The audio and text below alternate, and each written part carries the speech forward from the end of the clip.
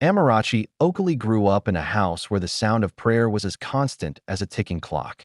Every morning, without fail, her father's voice would ring out at 5 a.m. Rise and shine. It's time for devotion. It didn't matter if it was cold or if she'd been up late with homework. Devotion was non-negotiable. Her mother would already be in the living room, her wrapper tied firmly around her waist, the Bible open to that day's passage. The air always smelled of early morning dew, sometimes mixed with the sweet aroma of incense. Her parents were deeply committed to presenting themselves as the perfect Christian couple. In church, her father was a respected elder, his faith worn like a badge of honor, his Bible always tucked under his arm. Her mother was a leader among the women, organizing meetings, leading praise sessions, and counseling young brides on how to build a peaceful home. To Amarachi, they were the absolute model of what a marriage should be. Her father never missed a chance to hold her mother's hand in public. Her mother always laughed at his jokes, even the ones that weren't funny. When visitors came over, her mother would smile sweetly and say, "I thank God every day for the kind of husband he gave me." And her father would just nod, beaming with pride. But what Amarachi never saw were the arguments that happened behind their closed bedroom door. They disagreed, they fought, but always when she was at school or fast asleep. They intentionally shielded her from the messy reality of adult conflicts, believing a child had no business witnessing such things.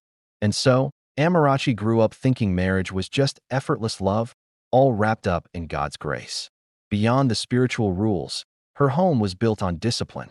Her mother never let her play outside for too long. "Stay indoors," she'd say. "The world outside is dangerous." Her father's warnings were just as frequent. "You are a flower. Flowers don't fall into the hands of just anyone." She wasn't allowed to visit male friends. Her mother carefully vetted her friendships, making sure she stayed away from any girl who seemed too worldly or wayward. Her clothes were always carefully chosen. Nothing too tight, nothing too revealing, nothing that would invite unnecessary attention. By the time she was 12, Amarachi understood the message loud and clear. Boys were trouble. Your reputation was everything. And purity was her greatest prize. On Sundays after church, her parents often hosted neighbors for lunch. The adults would sit in the living room, discussing life, politics, and money, while Amarachi dutifully cleared their plates, standing behind her mother like a well-trained daughter. Sometimes, the conversation would drift to stories of families torn apart by infidelity or girls whose lives were ruined by men. Her mother always had the final word on the matter. "If a girl keeps herself, God will honor her with a peaceful marriage." These words stuck to Amarachi like glue. She watched girls in her neighborhood get into trouble with boys, the heartbreaks, the shame, the gossip. She heard stories of girls who were tricked by sweet words, only to be used and thrown away. With every story, her determination grew stronger. Her mother reinforced it at every chance. "Focus on your books. Stay away from boys. Don't let the devil use any man to steal your destiny." Her father supported these rules completely. They truly believed they were shaping her into a virtuous woman, one who would marry a godly man and live a life as peaceful as the one they pretended to have. They never imagined that their silence about the real struggles of marriage would one day become Amarachi's greatest weakness. They never imagined that their overprotection would mold her into a woman terrified of intimacy. And Amarachi never imagined that the very home that raised her with such moral purity would become the foundation of the biggest heartbreak she would ever face. But for now, she was just a girl, obedient, sheltered, and innocent. She believed every word her parents said, trusted every warning, and built her entire understanding of love and marriage on a picture of religious perfection. A perfection that was destined to crumble. Secondary school was a shock to Amarachi's system. It opened her eyes to a world her parents had spent years shielding her from. The school was a whirlwind of energy, students laughing, gossiping, running around, sharing secrets behind classrooms, and forming friendships that rarely lasted more than a term. The first real jolt came in JSS 2. Her seatmate, Ifeoma, came to school one day with swollen, red eyes. At first, Amarachi thought it was just allergies. But during break time, Ifeoma broke down in the girls' toilet. "Chisholm has broken up with me," she cried, clutching Amarachi's arms so tightly, as if her heart might physically fall out of her chest. Amarachi, completely confused, asked gently. Why? What happened? Ifeoma sniffed loudly.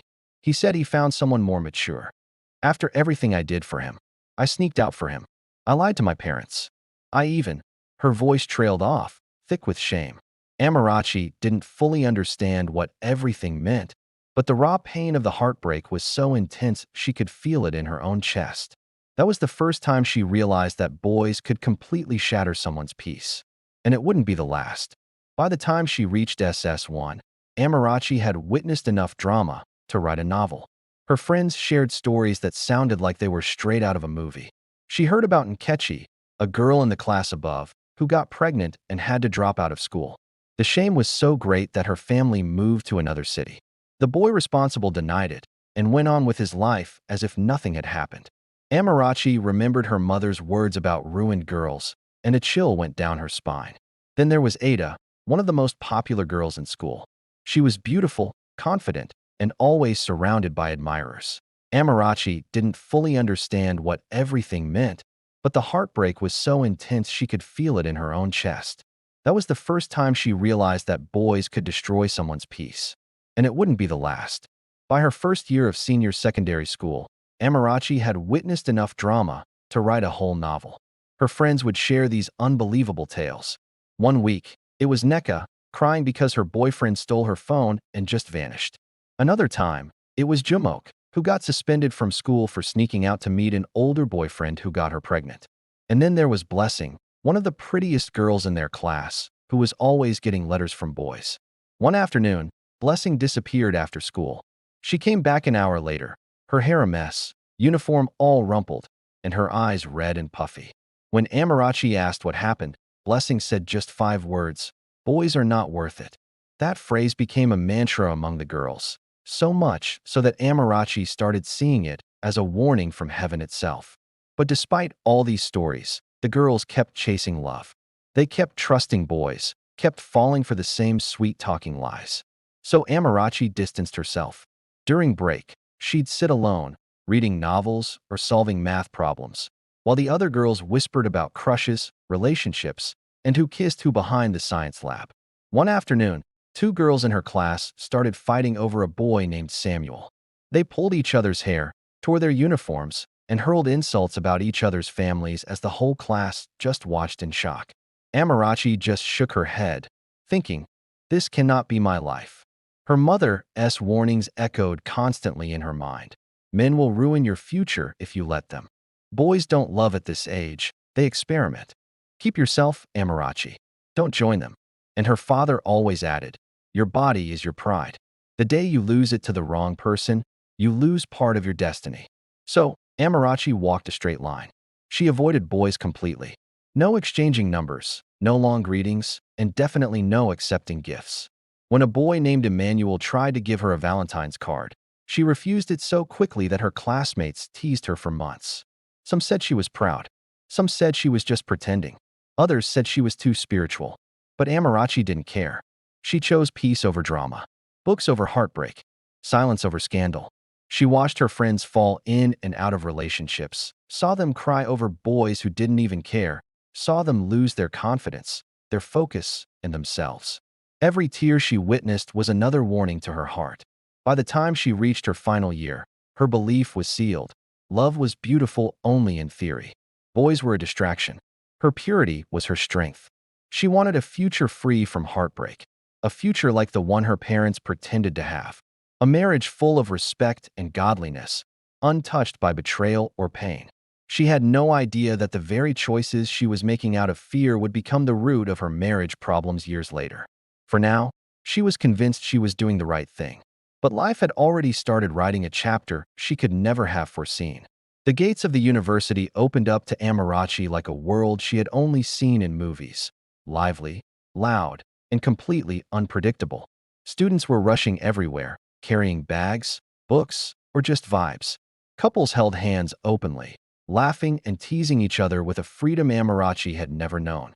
Music blasted from hostels. Vendors shouted prices of snacks. Boys whistled at girls. Girls flipped their hair and giggled. It was nothing like the structured, carefully monitored life she had at home. Her first week on campus was overwhelming. During orientation, She listened quietly as older students warned the freshmen. If you're not strong, this school will swallow you. Beware of boys with big cars. Don't fall for seniors that offer you shawarma and cold minerals. Rito, or carry over will disgrace you. Amarachi just nodded along. Her path was different. She wasn't there for romance or heartbreak. She wasn't even there for the social life. She was there to make her parents proud and to protect the purity her mother guarded with her prayers. Her roommates, however, had very different priorities. There was Linda, tall and flashy, who changed her hairstyle every 2 weeks and always had a new male visitor. There was Kimmy, the playful one, who collected phone numbers the way other people collected lecture notes. And then there was Oiza, the quiet but mature girl who always gave Amarachi small warnings. Campus life is sweet, but it doesn't come with a manual. They tried to include Amarachi in their outings, but she always declined politely. I have assignments. I need to read. I'm going to fellowship. After a while, they stopped insisting and just labeled her the church girl. But Amarachi didn't mind. That label gave her peace. Despite her quiet nature, Amarachi attracted attention. Boys loved her innocence, her simplicity, her beauty that didn't need makeup or flashy clothes. Her roommates teased her that night. Linda laughed. You be robot? You know Dave feel. Kimmy shook her head dramatically. At least collect his number nah. Amarachi just smiled shyly. I'm not ready for all that. But the boys didn't stop coming. A medical student messaged her on Facebook. Another one tried to talk to her in the library. One even sent a bouquet of flowers straight to her hostel through a delivery man. She turned them all down. To Amarachi, university relationships were nothing but a trap. She'd seen too much pain back in secondary school, and now she was seeing even worse. Girls crying their eyes out after being used, boys bragging about their conquests, and hearts being broken so casually during exam season like it was nothing. No, she told herself firmly. I will not join them. In place of relationships, Amarachi found comfort in a campus fellowship. She joined the choir and made a few close friends who shared her values. Sunday services became her safe haven. The powerful worship, the inspiring messages, the heartfelt prayers, they all strengthened her resolve to remain untouched, unscarred by the chaos of campus romance. Sometimes, the pastors preached with fire about purity. Keep yourself for your husband. Avoid youthful lust. Your body is the temple of God. Amarachi absorbed every single word. Her conviction grew deeper with each sermon. It was during her third year, as she was deep in preparation for her exams, that her phone rang. It was her mother's voice, but it was shaking, trembling. Amara, your father, he's gone. In that moment, the entire world stood still. Her textbook slipped from her hand and fell to the floor with a thud. Her heart began to race, pounding against her ribs. The walls of her small room felt like they were closing in on her. She rushed home to a house filled with mourners and the thick, heavy scent of candle wax. Her father's body lay in a simple casket, looking peaceful, silent, and gone forever. The sight broke something inside Amarachi. She looked at her mother, who seemed like a shadow of her former self, lost, wounded, completely empty. Her mother tried to put on a brave face for everyone, but Amarachi saw the moments when she thought no one was watching. She saw her mother staring blankly into space for long periods. She saw her folding and unfolding her hands, over and over again. She heard her mother crying quietly into her pillow in the dead of night. She noticed how her mother slept only on one side of the bed, leaving the other side completely untouched, as if waiting for him to return. Her father's absence was no longer just an absence. It was a coldness that filled every corner of the house. After the burial, Amarachi went back to school, but something fundamental inside her had changed. On the outside, she was still the same innocent, focused, and untouched girl. But now, she carried a new kind of fear. The chilling fear of loneliness she saw reflected in her mother's eyes. Sometimes, even during the most uplifting worship sessions and fellowship, a thought would creep into her mind. Will I end up like my mother? All alone if something happens. But she would quickly shake it off, dismissing the thought. Her mother had raised her well. Purity was still her pride, her badge of honor. Marriage, she believed, would eventually bring her the peace and security she craved. She had no idea that the very foundation of everything she believed in was quietly cracking beneath her feet. Because while Amarachi was so busy guarding her body, her future was walking straight into a storm she could never have escaped. The days after Amarachi's father's burial unfolded like a long, gray shadow stretching endlessly across her life. Nothing felt familiar anymore. Not the house she grew up in, not the familiar smell of her mother's cooking, not even the sound of her own footsteps on the tiled floor. Everything was draped in a heavy silence. Too much silence. Her father had been the stabilizing force of their home. His booming laughter used to fill the rooms. His habit of singing hymns while shaving in the morning had been their unofficial alarm clock. His presence, so strong yet so gentle. I wanted to tell her, to remind her that the dead don't need earthly belongings, but I couldn't. The raw grief in my mother's voice stole the words right from my tongue. One evening, I found her sitting on the cool veranda tiles, just staring at the gate. I asked her, "Mama, why are you sitting here?" She barely looked at me, just hummed, and said, "I'm waiting for your father. He always returned at this time." My heart cracked a little. I sat beside her in silence and took her hand. It was cold and trembling. In the beginning, friends and church members were always there. They brought food, prayers, and comforting scripture verses. But as the weeks bled into months, people returned to their own lives. The visits became fewer, the calls less frequent, and a suffocating loneliness began to creep into our home. I often caught my mother in the dead of night, awake, crying softly into her pillow. She'd try to wipe her face quickly whenever I entered the room, but it was too late.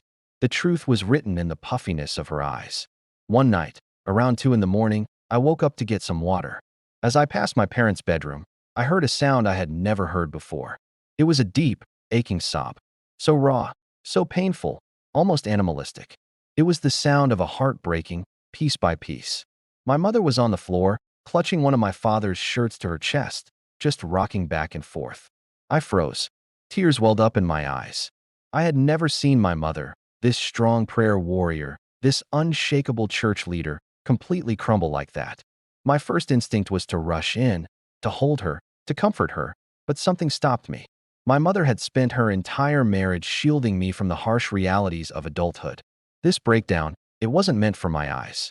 So, I walked away quietly, my own heart heavier than I thought possible. After the burial, my mother changed. She still cooked. She still cleaned. She still went to church. She even smiled when people were around. But the smile never reached her eyes. She became forgetful, misplacing spoons, burning rice, mispronouncing words she once used so fluently. She started missing fellowship meetings. I'd find her sitting for hours, just staring at the wall, her hands folded neatly on her lap, as if she was waiting for something, or someone, that would never return.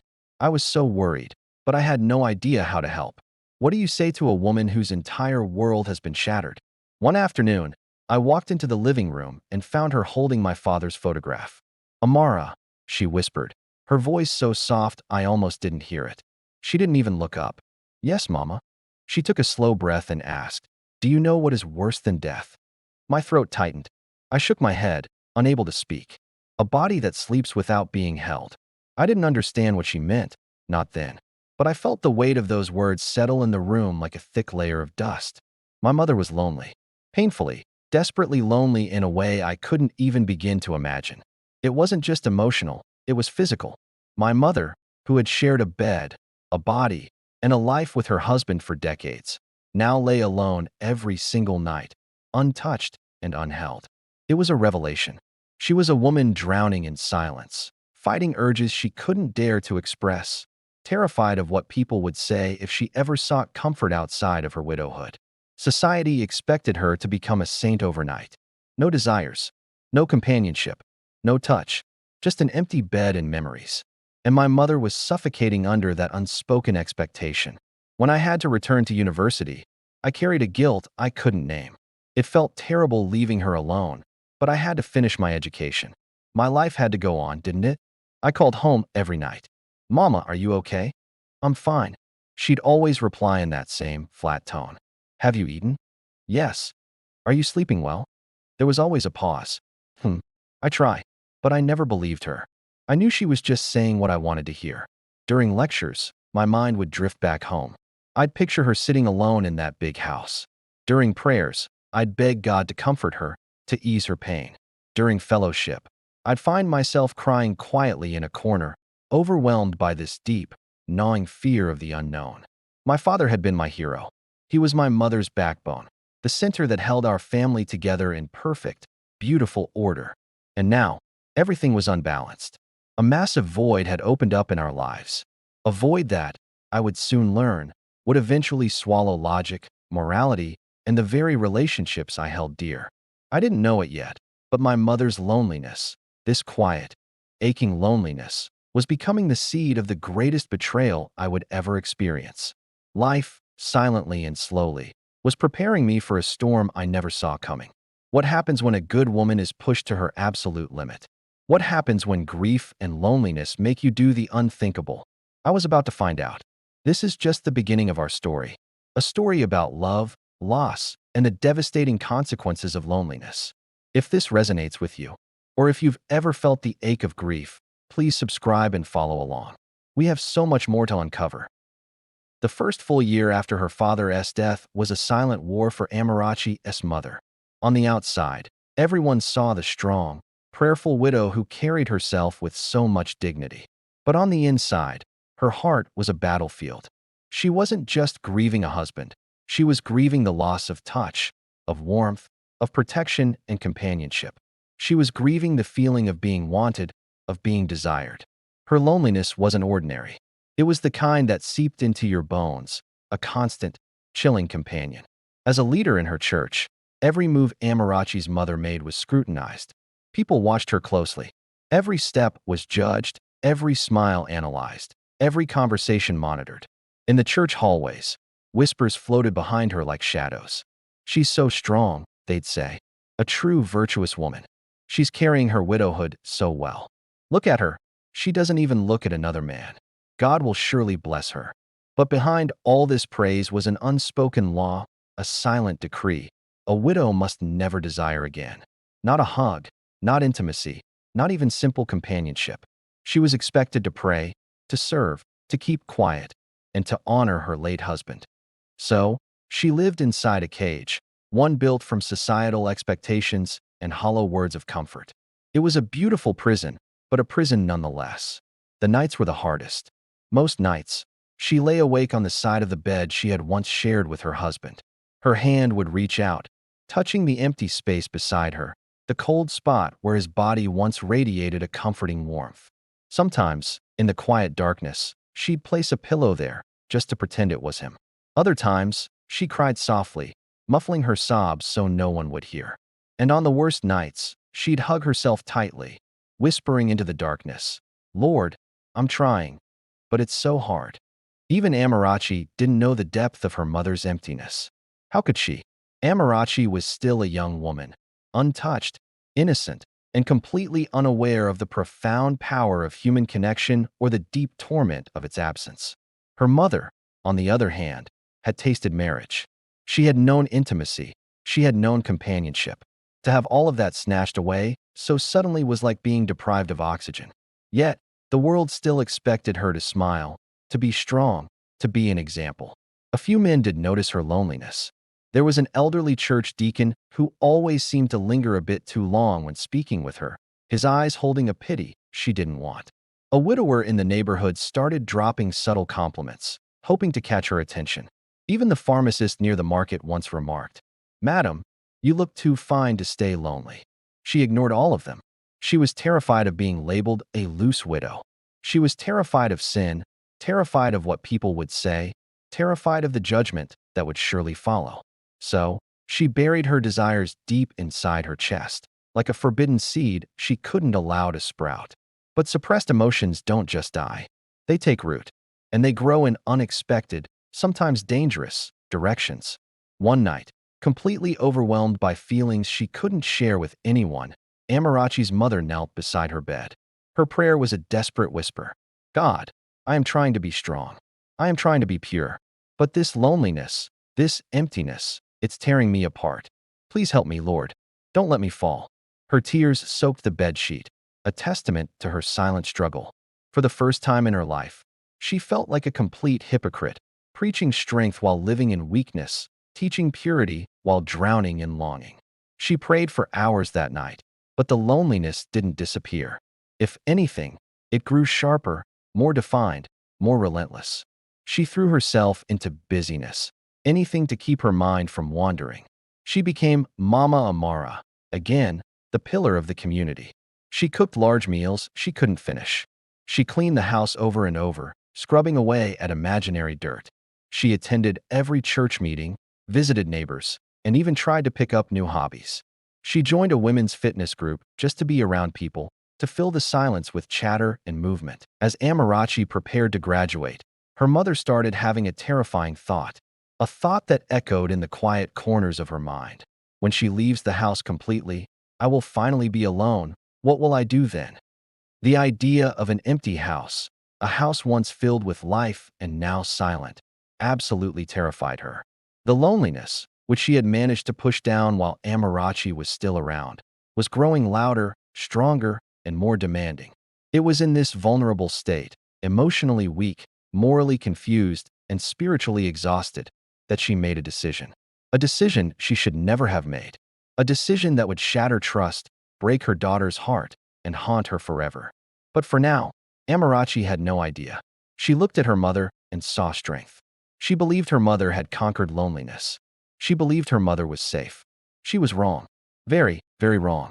Life has a funny way of surprising even the most careful hearts. By the time Amarachi graduated from university, she had become the kind of woman every mother dreamed their daughter would be. She was focused, disciplined, spiritually grounded, and had completely avoided the chaos of campus relationships. She returned home with a second-class upper degree, her face glowing with pride, absolutely certain that she had done everything right. Her mother celebrated her endlessly.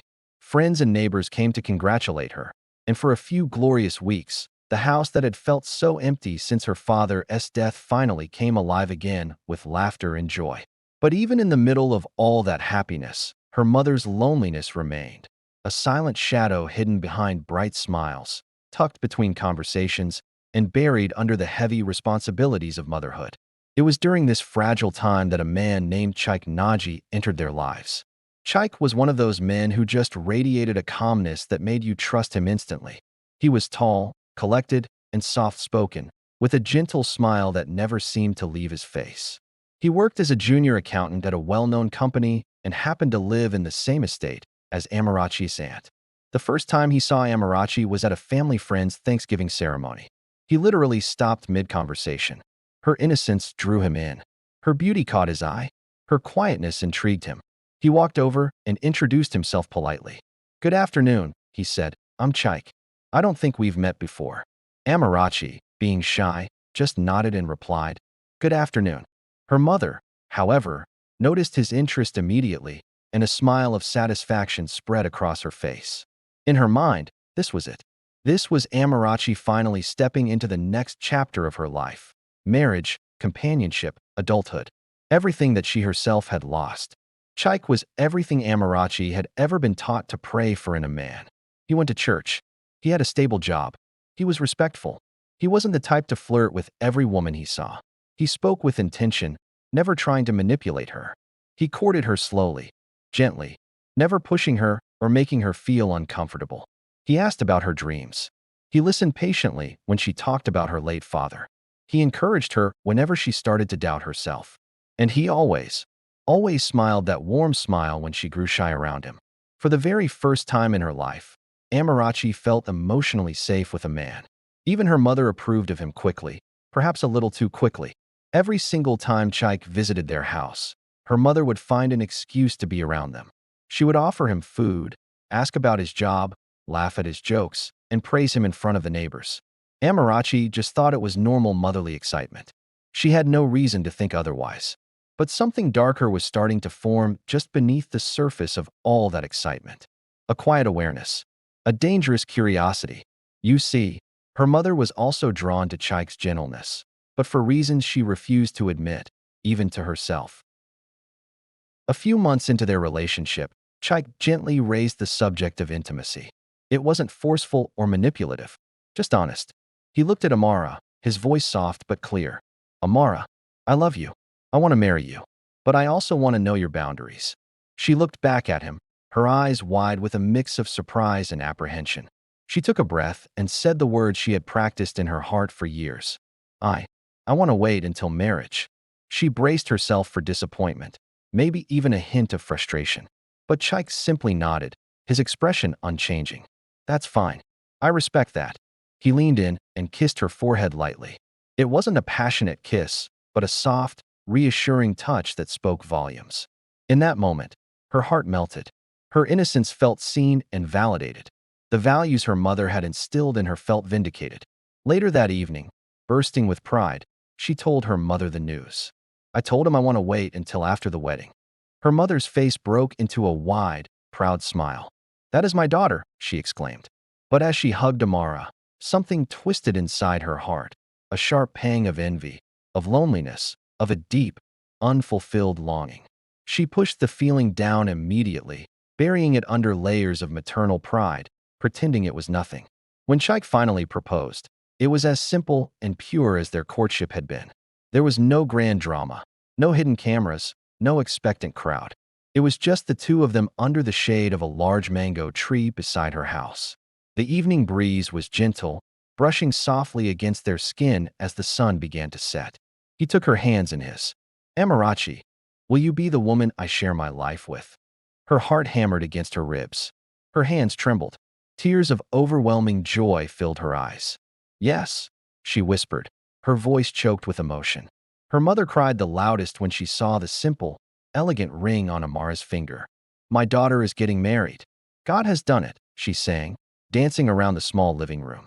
For a moment, it felt like all the years of loneliness had vanished, as if her daughter's happiness could fill the gaping void in her own heart. But voids don't disappear that easily. They simply hide. They wait. They lie dormant, craving to be filled. Chaik quickly became a part of their lives. He joined their church, his voice adding a new, strong baritone to the Sunday choir. He grew close to Amara's family, especially her mother. He would drive her to the market on Saturday mornings, patiently waiting as she haggled over prices. He fixed the leaky pipe under the kitchen sink and patched the hole in the roof. He even started calling Amara's mother Mama, a term of endearment that made her smile every time. To everyone who watched them, it looked like the perfect foundation for a lifelong marriage. Here was a God-fearing man, a decent and virtuous daughter, and a loving, supportive future mother-in-law. Amara believed with all her heart that she had found the life her parents had always modeled for her. A peaceful marriage, a godly home, a future completely untouched by heartbreak. She had absolutely no idea that the very soul she trusted the most, the woman who had raised her, the woman who had taught her the importance of purity, would one day become the source of her deepest, most unimaginable wound. Nor did she realize that her purity, the very treasure she guarded so fiercely, would become the catalyst for her greatest tragedy.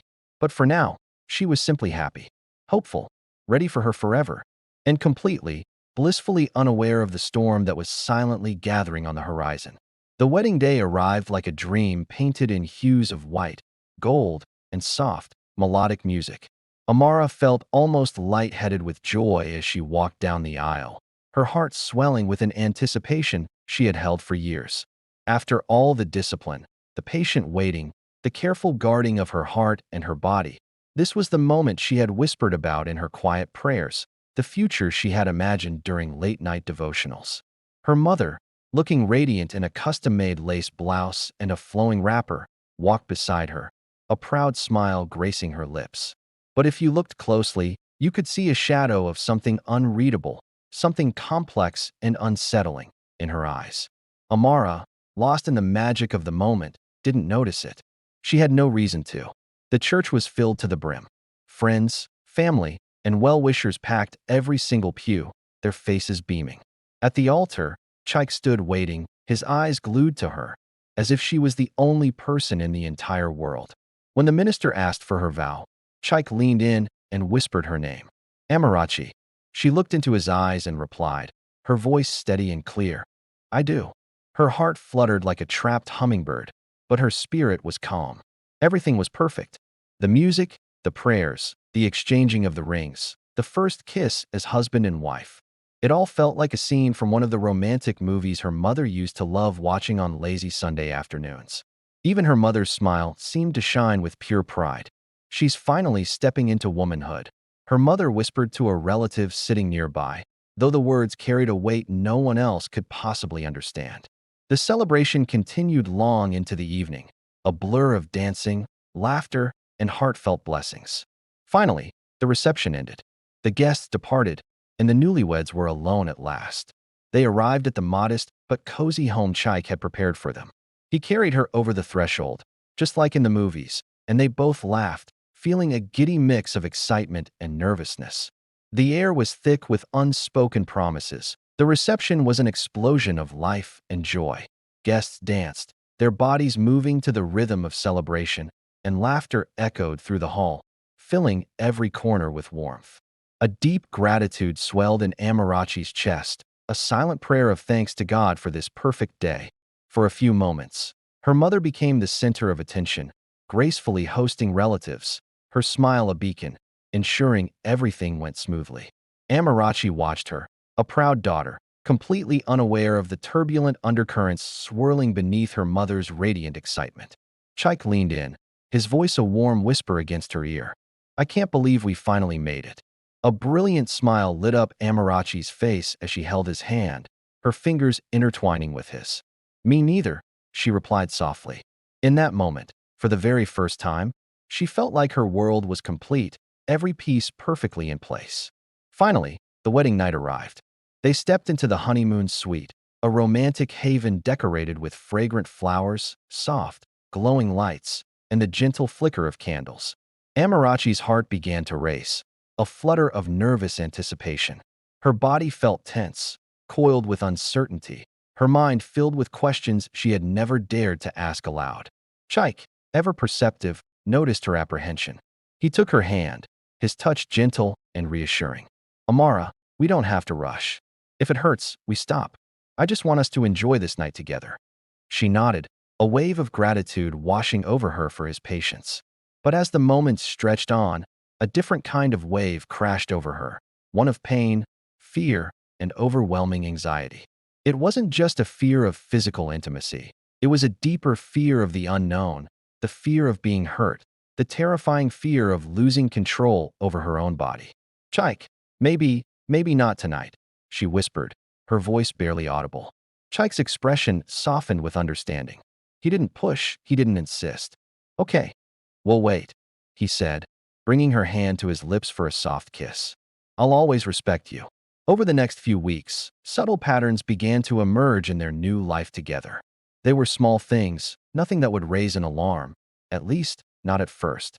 Her mother started visiting more often than usual, sometimes showing up unannounced, her timing always a little peculiar. Chaik developed a habit of leaving their room at night, saying he needed to step onto the balcony for some air or check on a noise he thought he heard. And her mother would linger during her visits, watching quietly, always smiling, always helpful, a constant, silent presence. Amarachi dismissed it all as normal. She thought her mother was just excited about her marriage, a bit lonely now that her father had passed and Amarachi, her only child, was gone. She had always known her mother to be caring, affectionate, and protective. She didn't suspect a thing. How could she? The thought was simply impossible. As weeks turned into months, Amarachi's body remained a source of anxiety. She was so afraid of experiencing pain that she continued to refuse intimacy. Chaik, ever patient, stopped asking as often. He remained loving, supportive, and kind, but an unspoken tension began to grow between them, the space between wanting and waiting stretching wider each day. Her mother's visits became even more frequent. Her presence seemed to linger long after Amarachi thought she had left for the day. She seemed unusually attentive, almost like she was on watch, often entering the room just as Chaik stepped out. But Amarachi's heart was full of unwavering trust. She couldn't even begin to imagine the quiet, dangerous decisions being made behind her back. She believed in God, in love, and in the moral teachings her parents had instilled in her. She believed in Chaik. She could never have imagined that the very person who had raised her, the woman who taught her discipline, virtue, and piety, was slowly stepping into a secret so dark, so forbidden, that no daughter should ever have to discover it. For now, life seemed peaceful on the surface. The young couple laughed together. They attended church every Sunday. They hosted friends for dinner, and they made beautiful plans for their future. Amarachi believed her fear of intimacy was a normal, temporary hurdle that many new brides faced. She believed the pain, or the fear of it, would eventually fade. She believed that marriage, love, and patience would be the gentle guides that would lead her through it. She was completely, blissfully unaware that the biggest betrayal of her life was quietly taking shape, hidden behind the loving smile of the woman she trusted most in the world. The house was calm, the lights were dim, and the world outside was asleep. But inside those peaceful walls, secrets were beginning to stir. A storm was gathering on the horizon, and when it finally struck, nothing, absolutely nothing, would ever be the same again. The first year of Amarachi's marriage passed in a quiet, domestic rhythm. The house felt warm and welcoming, filled with new furniture, the pain she didn't expect. Amarachi still refused intimacy. She told herself it was because of the fear of physical pain, an anxiety she had built over years. Chaik never pressured her. He only held her hand, kissed her forehead, and whispered words of encouragement. But she noticed a change in him. Not in love. He still adored her, but in patience. He no longer asked for physical closeness as often. Maybe he's disappointed, Amarachi thought quietly one evening. But I'm doing this for myself, for God. She didn't know that her mother's loneliness had found a way to sneak into her marriage, slowly bridging the gaps she had intentionally left. The curiosity she didn't see. Her mother began taking on small tasks around the house that were unnecessary, reorganizing the bedroom late at night, cooking extra portions she wouldn't eat, walking around quietly, entering rooms without reason. Amarachi assumed it was motherly care, attention she didn't fully appreciate at the time. Mama is just excited about our new life, she told herself. But a tiny voice in her heart whispered questions she refused to entertain. Why is she here so often at night? Why does Chaik leave the room so quietly sometimes? Why does he seem different when she's around? She ignored the questions. She wanted peace, not paranoia. The signs becoming harder to ignore. By the second year of marriage, the signs became harder to dismiss. Chaik's sudden absences at night grew longer. Her mother's visits were more intrusive, almost intentional. The intimacy Amarachi feared remained absent, yet Chaik's demeanor was no longer frustrated. He was different. Amarachi began sensing a strange closeness between her husband and her mother, though she couldn't define it. There was laughter that lingered longer than necessary, shared glances she didn't understand, conversations that stopped abruptly when she entered the room. The subtle fear takes root. Amarachi's trust was still strong, but a seed of suspicion began to grow. She began checking the timing of Chaik's nightly absences, observing her mother's sudden need to enter rooms, noticing the subtle, yet unnatural, changes in their interactions. Maybe I'm imagining it, she whispered one night, staring at the ceiling. Maybe I'm just paranoid. But deep down, a cold feeling settled in her chest, a premonition she couldn't shake. Something wasn't right. Something was hidden. She decided to let it go for now, telling herself, love requires trust, patience, faith. Don't doubt him. Yet the uneasy feeling lingered, haunting her dreams, creeping into her mind during quiet moments. And life, as it always does, was preparing to shatter her trust completely. The quiet before the storm. By the end of the third year, Amarachi had refused intimacy for 3 long years. Chaik had stopped asking, and her mother's presence in the house became routine. Yet the tension, unseen, unspoken, grew thicker. Amarachi had no idea that her mother, struggling with loneliness, and Chaik, quietly seeking the intimacy Amarachi refused, were slowly moving toward a secret that would soon explode. The house remained calm on the surface. The sun still rose. The meals were still cooked. The laughter still existed. But shadows had begun to creep into the corners of her life. Shadows that would eventually engulf everything she held dear. And when Amarachi finally looked closely, she would see that the world she trusted had been quietly turning against her all along. Shadows in the house. By the 4th year of her marriage, Amarachi had become almost accustomed to the quiet tension in the house. The early excitement of newlywed life had faded, replaced by routine and a lingering unease she couldn't quite name. She still loved Chaik. She still trusted him. She still believed her mother to be the moral, protective woman who had raised her. But the little questions she had dismissed as imagination now refused to leave her mind. She still loved Chaik. She still trusted him. And she still believed her mother was the moral, protective woman who had raised her. But the little questions, the ones she had once dismissed as mere imagination, now refused to leave her mind. It all started with small, almost innocent things. Chaik would leave their bedroom late at night, whispering he needed to check something on the balcony or fix a leaking tap. Her mother began appearing at the house without warning, especially in the evenings. Amarachi would be sitting in the living room, and suddenly, she'd hear her mother's footsteps, soft but deliberate, moving through the hallway. Conversations between Chaik and her mother would stop abruptly the moment Amarachi entered the room. Their laughter, which once felt so casual and warm, now felt secretive, hushed. Amarachi started noticing patterns she couldn't explain. Why does he always leave when Mama is around? She'd ask herself. And why does Mama always seem to be watching? She'd brush these thoughts aside again and again, reminding herself that she had no reason to doubt the two people she trusted most in the world. But it wasn't just the disappearances. There was something else, a closeness between them she couldn't quite define. A shared glance that lingered just a second too long. Laughter that died the instant she walked in. Subtle gestures, an arm brushing against another, whispers too quiet for her to hear from across the room. At first, Amarachi tried to rationalize it. Maybe I'm just imagining things, she would think.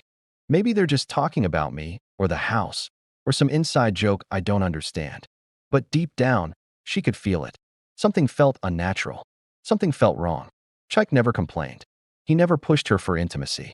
He was patient, loving, and supportive, yet she noticed subtle changes in him. His smiles were sometimes distant, as if his mind was somewhere else entirely. His eyes would linger a little longer than usual when Mama was around. Occasionally, she'd catch him stepping out at night for hours, claiming he just needed some fresh air or wanted to pray on the balcony. Amarachi began to mentally file these details away, storing them like clues she couldn't yet piece together. This growing unease began to take a toll on her. She started waking up in the middle of the night, her ears straining, listening for noises in the dark. She started noticing tiny changes in her mother's behavior, a slight adjustment in her posture when Chaik was near, an unusual attentiveness to his words, a subtle shift in her tone when she spoke to her own daughter. Why do I feel like something is wrong? She whispered one night, staring at the dark ceiling above her. Why do I feel like I'm missing something big? She couldn't find the answers, and the fear gnawed at her. But she pushed it away, clinging to what she'd always been taught. Trust your family, believe in love, respect God's order. Maybe I'm imagining it, she told herself over and over. Maybe I'm just scared of intimacy, that's all it is. There were so many little clues she missed at first, or rather, chose not to see. Clothes out of place in her mother's room, folded differently than her mother usually did. The faint scent of cologne lingering in corners where it shouldn't be. Soft, unidentifiable sounds she'd hear as she walked past certain rooms. Every time she noticed something, her mind immediately came up with an explanation. Mama is just cleaning, she'd tell herself. Chaik is probably just checking on something. And so, the pieces of the puzzle that would eventually shatter her world remained hidden in plain sight. By the end of the 4th year of her marriage, Amarachi carried a quiet, constant fear in her heart. It wasn't quite suspicion yet, not really. It was more like a sense of imbalance, a whisper of danger she couldn't name. She had lived in this house her entire life. She had always seen her mother as the moral compass of their family, and she truly believed Chaik was her perfect husband, a gift from God. Yet every so often, in the dead of night, she would wake up with a chilling certainty. Something isn't right. Something is being hidden from me. Something is happening, and I don't know what it is. She would roll over and close her eyes, forcing herself to sleep. But the feeling always remained. Little did Amarachi know, the threads of a devastating betrayal were already being woven, silently, right under her nose. And soon, the truth would explode, leaving her life shattered in ways she could never have imagined. By the 5th year, her quiet unease had grown into something more tangible, a gnawing suspicion she could no longer ignore. The signs were now everywhere, yet she still struggled to admit them, even to herself. Her heart desperately wanted to trust, but her mind was screaming that something was terribly wrong. Chaik's nightly disappearances had become longer and more frequent. He was no longer gone for just a few minutes on the balcony. Sometimes he'd be gone for hours. Amarachi would hear the front door click softly in the dead of night, and she'd tell herself it was just a neighbor or maybe her mother leaving late. Sometimes, the rustle of bedsheets in other rooms would make her freeze, her heart pounding in her chest. She started keeping a mental log. He leaves almost every night that Mama visits. And Mama never calls before she comes over anymore. Why is Mama always around when he decides to step out? Each observation was like a small crack widening in the foundation of her trust, digging a little deeper into her heart. She began to notice the patterns she had overlooked before. Chike laughed differently when her mother was there. It was lighter, more relaxed than his laugh with her. Her mother would linger in their home, always finding new reasons to help with household tasks that didn't need doing. And then there were the glances. Sometimes, Chike's explanations didn't quite add up.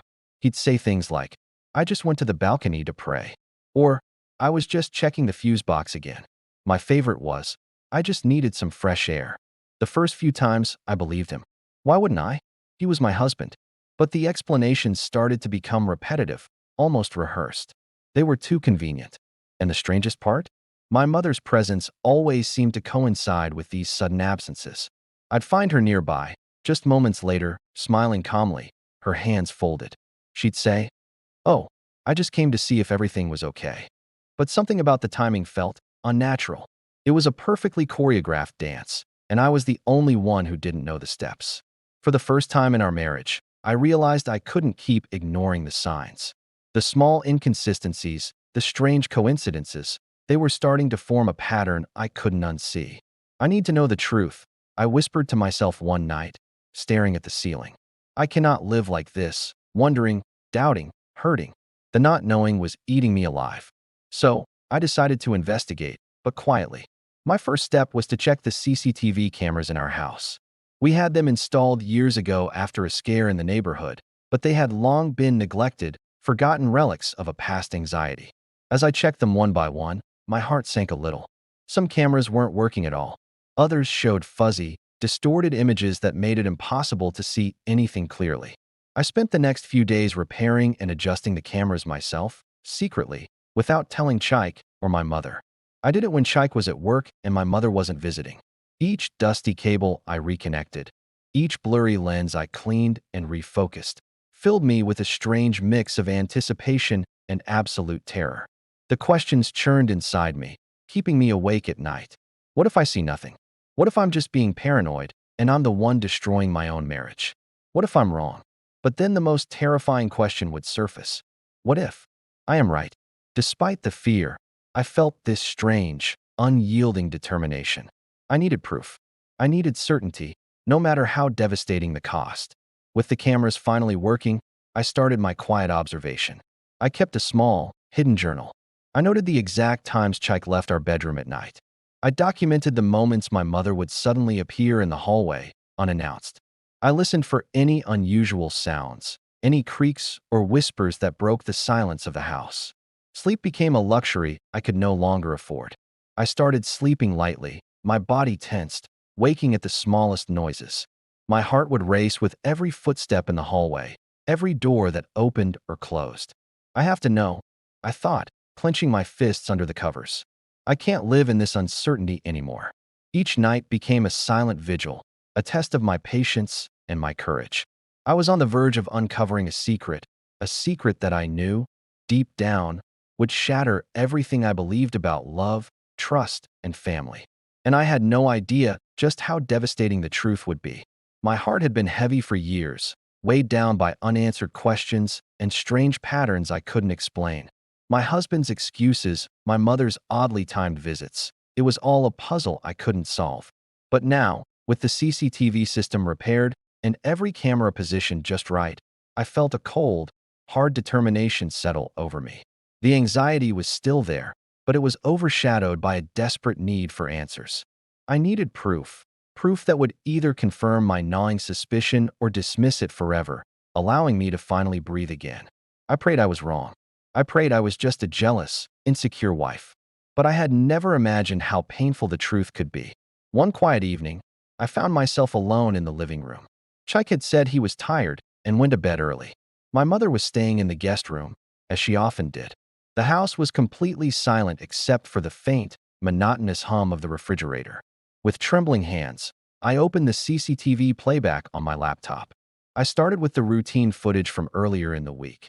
Chike leaving the bedroom, my mother entering the kitchen for a glass of water, small, seemingly innocent movements that had always made me feel a little uneasy, but never gave me a reason to confront them. Minutes stretched into an hour, then two. My heart beat steadily, a dull thud in my chest. I was anticipating nothing, yet bracing for everything. Then, my cursor hovered over a file I had labeled Mother's Room, late night. My hand started to shake as I clicked on it. The video began to play. At first, it was just confusing. The low-light footage was grainy. Shapes were moving. Shadows were merging. But then, as my eyes adjusted, the horrific truth became sharp and undeniable. My husband, Chike, was silently opening the door and stepping into my mother's room.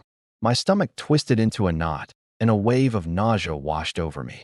Bile rose in my throat. I stared at the screen, my eyes wide, unable to look away, unable to process what I was seeing. My mother's hand reached out from the bed, not to push him away, but to guide him closer. I saw their faces, their bodies. The betrayal was absolute and complete. My vision blurred with hot tears that spilled down my cheeks. My chest tightened so violently it felt as though someone had wrapped iron bands around it, squeezing the air from my lungs. No, this can't be happening. This isn't real. I whispered, but the images on the screen didn't lie. The video played on, a silent movie of my personal nightmare. Every movement, every touch, every whispered sound that the sensitive microphone picked up confirmed the horror I had never, ever allowed myself to imagine. It was my husband and my mother, together. As I sat there, frozen, watching my entire world crumble into dust right before my eyes. The days that followed, Amarachi couldn't sleep. She couldn't eat. She couldn't focus. The house felt smaller, suffocating, every shadow a reminder of betrayal. She cried for hours, sometimes lying on the floor, sometimes staring blankly at the walls. Every memory of her mother's guidance, every prayer shared with Chike, now seemed twisted, poisoned by their secret. Her mother's face, once a symbol of love and safety, became a source of unbearable pain. Her husband's smile, once a promise of devotion, now a dagger in her chest. How could they? How could they do this to me? The decision. After days of agonizing thought, Amarachi made a firm decision. She could not allow this to continue. Her mother had to leave. Her husband had to face the consequences. Her life, her dignity, and her future could no longer be compromised. She summoned Chike first. He begged for forgiveness, tears in his eyes, but Amarachi's heart was numb. "I trusted you, both of you, and you destroyed everything," she said softly, voice breaking. "You leave now, both of you, and do not return until I decide otherwise."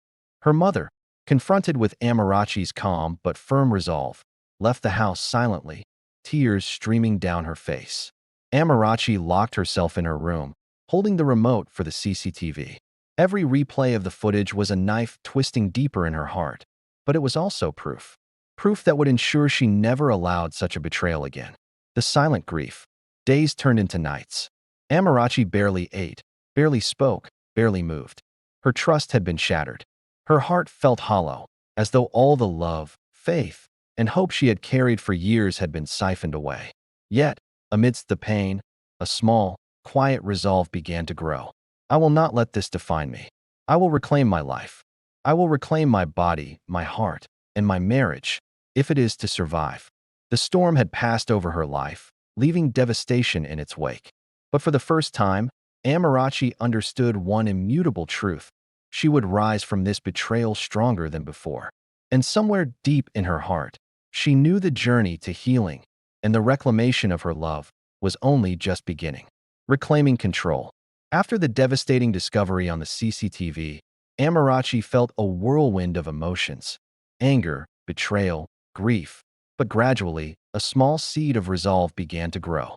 She could not undo the past, but she could reclaim her life, her dignity, and, ultimately, her marriage. This chapter marked the beginning of her slow but deliberate journey to take back control. The first confrontation. Chike had begged for forgiveness when Amarachi first sent her mother away, but her heart remained numb. She could see the desperation in his eyes, but that did not erase the pain. "Chike," she said, her voice steady though trembling underneath, I trusted you completely. And you betrayed me in the worst way possible. He fell to his knees, pleading, Amara, I'm sorry.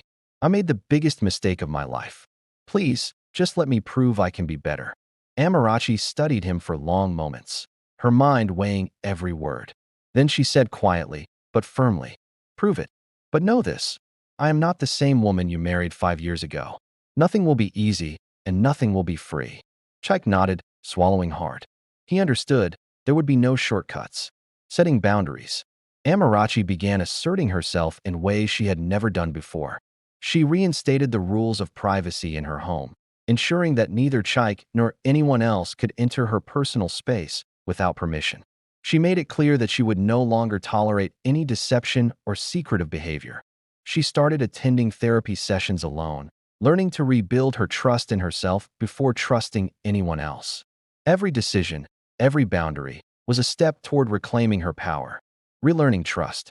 Slowly, Amarachi allowed herself to observe Chaik again, but with a critical eye. She noticed small efforts. Chaik cooking meals for her.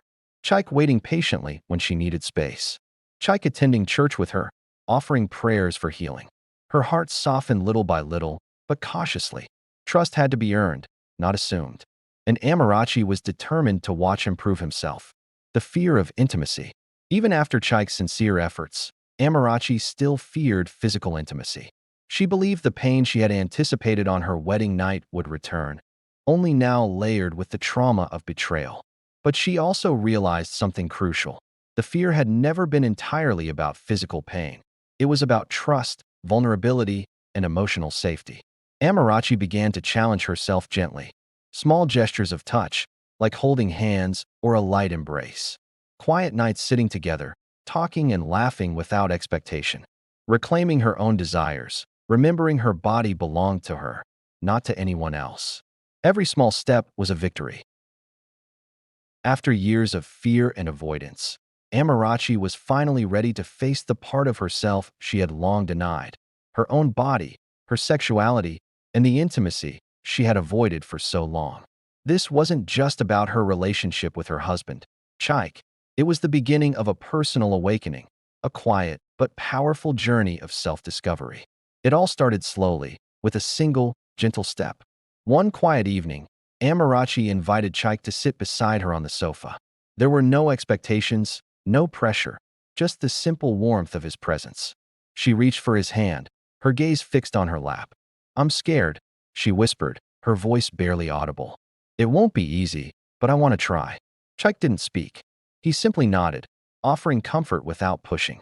He held her hand gently, his touch a silent promise to let her lead. For the first time in years, Amarachi felt the weight of choice in her own hands, a freedom she had never really known. Months passed. As they spent more time in this new, quiet space together, Amarachi began to understand something profound. The intense pain she had braced herself for, the pain she believed was an inevitable part of intimacy, wasn't actually real. It had been fear itself holding her captive. She had imagined that closeness would be unbearable. She had anticipated a pain that never came. She realized that for years, she had let anxiety, her mother's misguided warnings, and societal pressures dictate her body's response. The betrayal by her mother and Chaik had broken her trust, but it also forced her to confront a long-buried truth. She had the right to choose when, how, and with whom she would share her body. Healing, she discovered, required both forgiveness and boundaries. She wouldn't erase the past, but she could rebuild something new, something healthier and more honest. Reclaiming her body began with the smallest of actions, a gentle embrace that lingered just a moment longer, fingers interlacing while they watched a movie, a soft, chaste kiss on her forehead. With each small step, Amarachi allowed herself to simply feel, without any expectation of what should come next. The focus shifted from urgency to closeness. Over time, she grew a little bolder. She initiated small kisses on the lips, careful and patient. These moments were not about passion, but about connection. More importantly, they started to talk. She began to find the words for her own desires, her boundaries, her comfort levels. With each conversation, with each small act of physical closeness, Amarachi was taking back a piece of herself she had given away to fear. She was learning that pleasure was not inherently painful. It had only been her fear that made it seem so. One quiet night, as they sat together, she finally named the source of her lifelong terror. "I was scared for so long," she admitted, her voice trembling with a mixture of vulnerability and newfound strength. "But the pain I imagined, it was never real. I was just so afraid of losing control." Chike listened, his attention unwavering. He never rushed her, never dismissed her feelings. He respected her words, and in his respect, Amarachi found the courage to keep moving forward, reclaiming her body and her confidence, one step at a time. He squeezed her hand, understanding the immense weight of her admission. "I will follow your pace," he promised. "I will earn your trust every day." In that moment, Amarachi felt the first real stirrings of hope. Not the naive hope of her youth, but a hard-won hope, forged in pain and resilience. She knew the journey ahead would be long. She knew there would be days filled with doubt, sudden waves of grief, and the lingering shadow of fear. But she also knew something else with absolute certainty. She was no longer powerless. Her life, her body, her heart, and her future were hers to reclaim. The slow, winding path toward love, trust, and intimacy had finally begun. As the months turned into a year, this gradual process of rediscovery blossomed into a full awakening. The fear that had defined her marriage for 5 long years began to fade, replaced by a quiet confidence and a sense of empowerment. Amarachi learned the most profound lesson of her life. True intimacy isn't about duty, pain, or fear. It's about choice. This realization was the key that unlocked the prison she had been in for years. She started to allow herself to feel every touch without the crushing weight of guilt. She found her voice, learning to speak openly about what she liked and what she didn't. She reveled in the incredible power of saying a wholehearted yes when she truly wanted to, and an unwavering no when she didn't. This newfound sense of agency began to transform her marriage. Chike, her husband, remained patient and loving. He evolved from just being her husband into being her partner, her ally in the delicate process of rebuilding trust and rediscovering pleasure together. Their journey was slow, but it was real. One quiet evening, after months of this slow, careful rebuilding, something shifted. For the first time since their wedding night, Amarachi allowed herself to be fully, completely intimate with Chike. The difference was like night and day. It was astonishing. All the fear that had held her captive, all the pain she had anticipated, simply wasn't there. In its place was something she had yearned for: pure pleasure, deep connection, and a foundation of unwavering trust.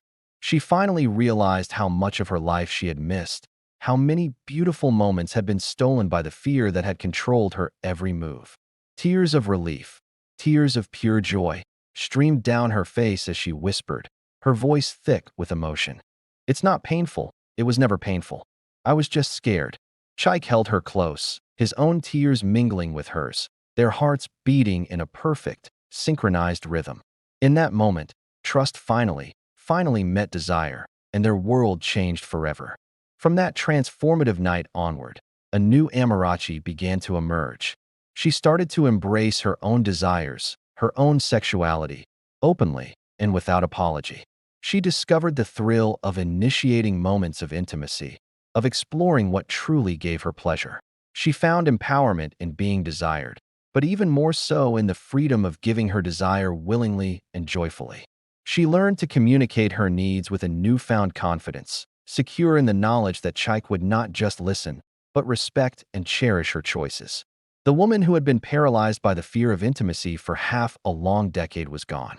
In her place stood a woman who demanded it, enjoyed it, and relished it without a trace of shame. It was a beautiful, powerful awakening. But their healing went far beyond the physical. As their intimacy blossomed, so did Amarachi's trust in Chike. It was a deep, fundamental shift. They started sharing their vulnerabilities, creating a safe space to talk openly about the betrayal that had nearly shattered them. Together, they set clear, non-negotiable boundaries for their future. Chike, for his part, admitted his mistakes without excuse or justification. He promised complete transparency, a promise he intended to keep for the rest of his life. Amarachi chose to forgive, but she did not forget. Instead, she used the hard-earned lessons from their past to forge a stronger, more resilient bond. Together, brick by painful brick, They began to rebuild a marriage that was now grounded in respect, unflinching honesty, and a mutual, passionate desire. The trust that had been broken was now being slowly and steadily reforged into something even stronger than before. For the first time in years, Amarachi felt truly, completely alive. The change was visible in everything she did. She laughed freely, a sound that had been absent for too long. She loved fully, with an open and generous heart. She embraced her body without an ounce of shame. The fears that had once been so paralyzing, that had dictated her every move, were replaced by a quiet confidence and a crystal-clear clarity. She finally understood that her journey, as painful and difficult as it had led her to a profound and life-altering awakening. It was an awakening to freedom. Freedom from fear. Freedom to choose. Freedom to love and to be loved fully, without reservation. The long years of waiting, of fear, and of betrayal had taught her the immeasurable value of her own power, a power she vowed she would never, ever surrender again. After all the turmoil, after discovering the truth, confronting her mother and her husband, reclaiming her body, and rediscovering her desires, Amarachi found herself at a final crossroads. She had navigated every obstacle, faced every demon. Now, only one piece of the puzzle remained: forgiveness. But this wasn't about forgiveness for them. It was for herself. She came to understand a crucial truth. Forgiveness wasn't about excusing what had happened. It wasn't about saying the past was okay. It was about releasing the suffocating hold that the past had on her heart and her mind.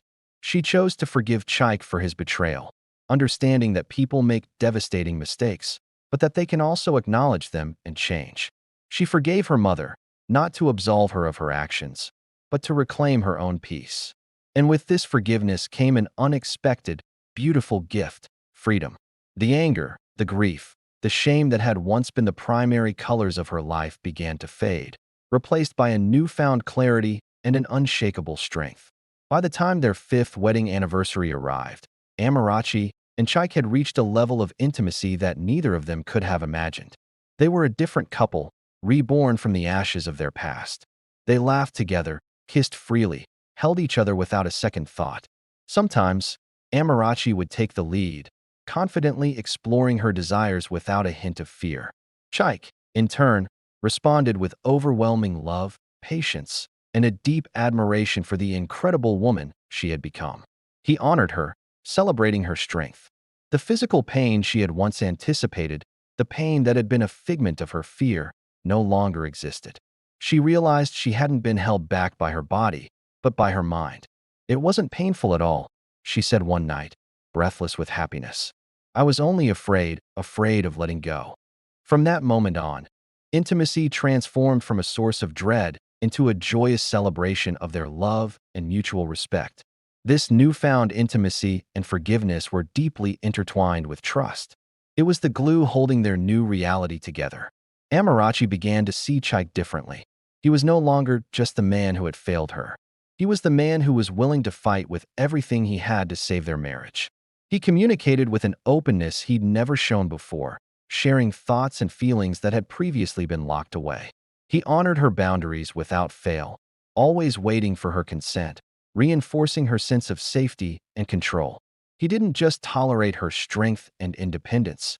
He celebrated it, never again attempting to control or dominate her. The trust that had been shattered into a million pieces had been painstakingly rebuilt. It wasn't the same as it was before. It was stronger, more resilient, and infinitely more precious. For the first time in 5 long years, Amarachi allowed herself to truly look forward, to dream about the future. She envisioned new experiences, new joys, and exciting new adventures with Chaik by her side. She saw a marriage built on a rock-solid foundation of honesty, respect, and freedom. She felt empowered to live her life to the fullest, to love with her whole heart, and to embrace her desires without shame. Her painful past hadn't broken her. It had shaped her into a woman of immense courage, profound wisdom, and unshakable self-respect. One evening, as Chaik held her close, a small, knowing smile played on her lips. She whispered, as much to herself as to him, "I will never be powerless again. I choose love. I choose trust." Amarachi's 5th wedding anniversary was more than just a date on the calendar. It was a rebirth.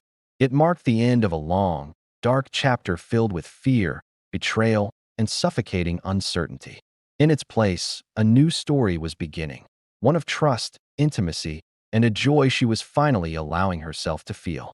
The woman who had once been afraid to open her heart, afraid to embrace her own body, had reclaimed them both. She was finally embracing love, but this time, it was entirely on her own terms. The past had been a relentless storm, but the future promised something she'd almost forgotten existed: sunlight, freedom, and a deep sense of fulfillment. And she was ready to live it. 5 years. That's how long it had been since she first walked down the aisle.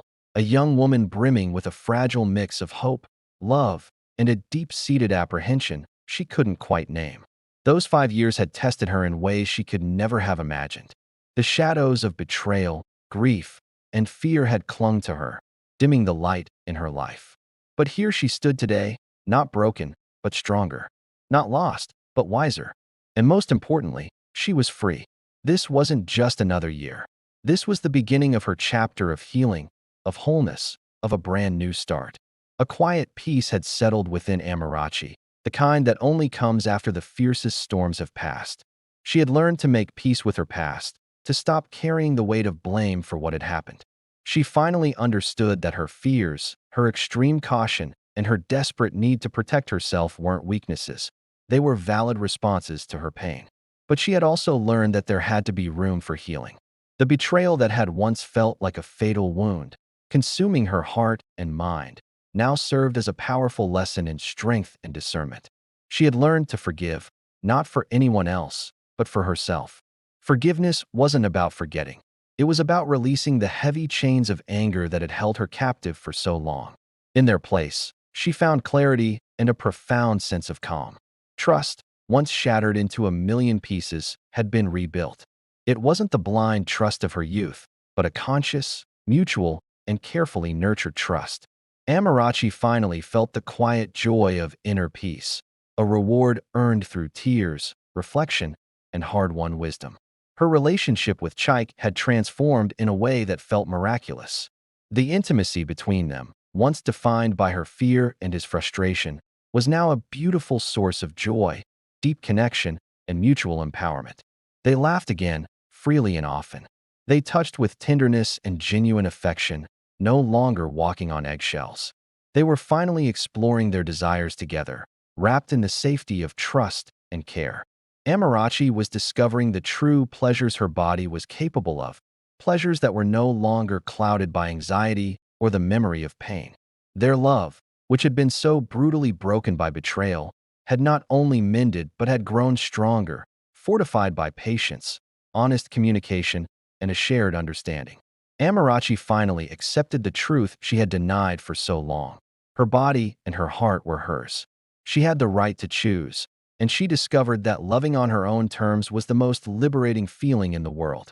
One quiet evening, as the sun dipped below the horizon, painting the sky in shades of orange and purple, Amarachi found herself reflecting. She sat by the window, tracing the long, winding path that had brought her to this moment of peace. She thought about her strict upbringing, which had taught her the values of morality and patience, but had also instilled a certain rigidity. She remembered the devastating loss of her father and the profound loneliness that had followed, a void that seemed impossible to fill. She revisited the years of fear and resistance, her body tensing at the thought of intimacy. She allowed herself to remember the shocking betrayal, the raw, unbearable heartbreak that had felt like the end of her world. But then, she focused on what came after: the slow, patient reclaiming of trust, the difficult but necessary work of setting boundaries, the rediscovery of a love that was healthier and more real than before. She realized, with a sense of awe, that every single trial, every painful step, had shaped her. It had forged her into a stronger, wiser, and more empowered woman. The journey had been agonizing, but it had led her to freedom, to a profound self-awareness, and to a depth of love she had never imagined possible. With this newfound clarity, Amarachi no longer feared the unknown. She didn't just accept it, she embraced it with confidence. She knew, deep in her bones, that she now possessed the strength and wisdom to navigate life and love on her own terms. Her bond with Chaik was no longer a fragile thing. It was rooted in unshakable honesty, mutual respect, and a shared, passionate desire.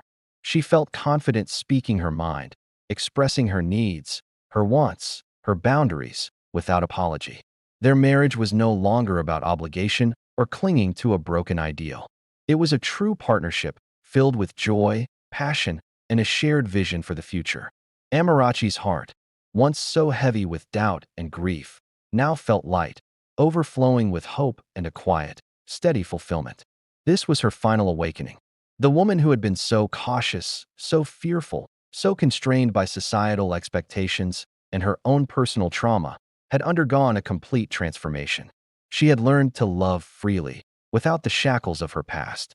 She had learned to trust carefully, with wisdom and discernment. Most importantly, she had learned that her body, her heart, and her choices were hers and hers alone. And in that fundamental truth, Amarachi discovered the ultimate reward, a sense of wholeness, a feeling of absolute freedom, and the ability to fully, completely, and joyfully embrace love. The past could not be changed or undone, but the present and the endless possibilities of the future belonged entirely to her. A soft smile touched her lips as a wave of gratitude and empowerment washed over her. She whispered the words to herself, a final affirmation. I am free. I am loved.